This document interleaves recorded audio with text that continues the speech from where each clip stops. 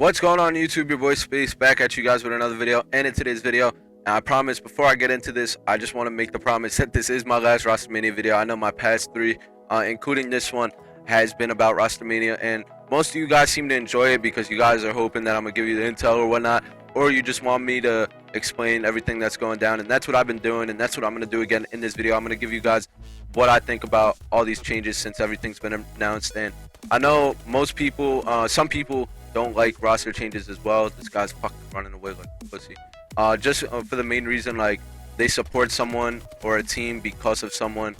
For example, when I got traded to Prof, my homie Marshall, he's a big supporter of me. He's like, I bought an Elevate sweater and it didn't even get here yet, and now it's a waste of money because you're not even on it. And that's like the same thing for like Nameless fans. Like, you know, he's been on Envy for a year and some change now, and now he's gone. So I know why people seem to get annoyed by roster changes as well, but regardless, that's not the point of this video. I was just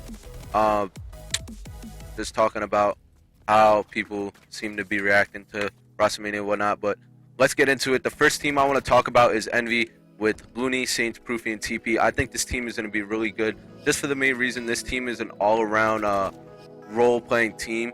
You know, they have set roles. You have your two aggressive submachine players, which are Looney and Saints. They're going to be the subs applying constant pressure for the team. You know, that's really important. Two aggressive submachine gun players that could apply pressure while picking up kills is key in this game, especially on majority of the maps. Also, you have your objective player TP. I also think this is going to be like the in-game captain for this team, calling the shots, making sure everyone's composed, and he's just going to be the leader in a sense for this team, which is crazy to think. I thought he was really playing well with Optic Nation, but the team didn't just didn't work, so he got traded as well. And then lastly on this team, you have Proofy. This is a great player for them because, you know, Proofy could be an aggressive or passive AR player, which is good for them. You know, anything they need him to do, maybe push up with them a little bit to break the AR control. If Saints and Looney are having a tough time killing ARs, he could push up and help them. Or if they need him to play back more and hold the base, he could do that too. So I think this team's going to do really good just because it's an overall great team on paper that has a bunch of roles that everyone can do their own thing. Moving on to the next team is FaZe. This is the opposite of that Envy team. This is a team of like pretty much no roles when you think about it. It's just a team of 4 slayers that can pick up kills and just dominate the other team, which is good in a sense. You know, the only concern that comes to my mind is that these guys need to come to the agreement and understand that whoever's closest to the flag has to pull it. Whoever's in the hill has to play the hill. And if they get that down and understand that, I think they'll be really, really good, because majority of the time when you play these other teams, if you're outslaying them in this game, majority of the time the outslaying team wins. So that's very good to know that your team, like going into a series, is the better slaying team. So this is going to be a scary team to play against, you know, just for the main reason of the slaying power. And if they could all come to understanding that whoever's nearest to the flag or whatnot, whoever's closest to the objective has to do it. And I don't know if I said the roster, but it's Slasher, Enable, Zuma, and Uke. And there you go. That's a team of just a bunch of killers from previous events. You know, in this game, they're just known to slay for their teams, and it's just gonna be a tough team to beat. You just gotta pretty much outslay them, and you'll win. If you outslay them, you'll win 100%. Moving on to the next team is Optic Nation. You know, they brought the old Ghost team back from Ghost. I just fucking said it twice, but that is Ricky, Miracles, Embos, and Killa.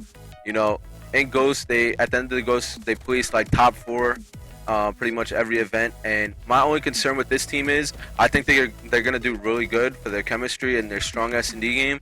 My only concern is, you know, Ghost, you had a game type like Blitz that could go either way. And majority, like I said, not taking shots at anyone, just keeping it real and, you know, giving you guys my input on everything. But in Ghost, every time my team played them, MW, you know, we finished like top 4 and at the end of the Ghost at every event too. And most of the time we'd play Optic Nation to get there. And we'd beat them every time just because of our respawn game. We would outslay them in every respawn game, and we'd rely on that while they relied on search and destroy. So the only way they were going to upset us is if they pulled the respawn game. Jesus, I feel like I can't hear myself because the Avalanche. Is if they pulled the respawn game type out. And in this game, you don't have a game type like Blitz that could go either way. So I know Killa and Mir teaming with them for the last couple events, Orlando in the first event. They could be really good at CTF. I think that's the game mode they're going to be the strongest in when it comes to the respawn. S&D, of course, is going to be their strongest. And as long as they could get at least decent in 2 respawn game modes, they'll be a tough team to beat. Just because, most of the time they could guarantee or go into a series confident that they'll win both S&Ds. Now, moving on to the next team, we have TK. And before I get into this lineup, I just want to say to you guys, if you guys asked majority of the pros if they thought these were going to be the teams that came down to this, like with all these rosters, we would tell you you're crazy and would never expect it. Most of these teams were just like scrambled together, trying to put a god squad, quote unquote, together. And this team right here is, I have no personal opinion on how I think they're going to do. Just because I think that the playstyles it's just a weird team to me. The playstyles are weird. The personalities are weird. Not weird as in like weird, like I wouldn't hang out with them or not or something, but it's just weird that like you just wouldn't expect this team to like be. But it's gonna be interesting to see how they do, and I'm really excited to see how all these teams pan out. So that's pretty much my thoughts on the Rostermania and all the teams. If you guys don't know, you can watch if you didn't watch my previous video.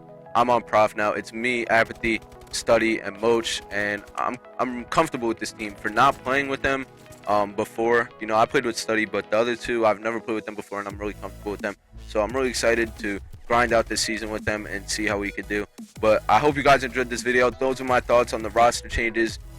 Also I forgot Optic Gaming. They picked up Karma for Nadeshot. Nadeshot took his break. I don't know if you guys want to see me do a video talking about Nadeshot and like how it changes the scene, and a lot of respect for him though. Nade's a good friend of mine, and I respect him the fullest. The things he's done for the Call of Duty community are great. And my thoughts on Optic Gaming, they railed us the other night. We played them in the league, they 3-0'd us, so I think they're gonna be really good. But those are my thoughts on the roster changes. Hope you guys enjoyed this video. If you did, make sure to leave a like.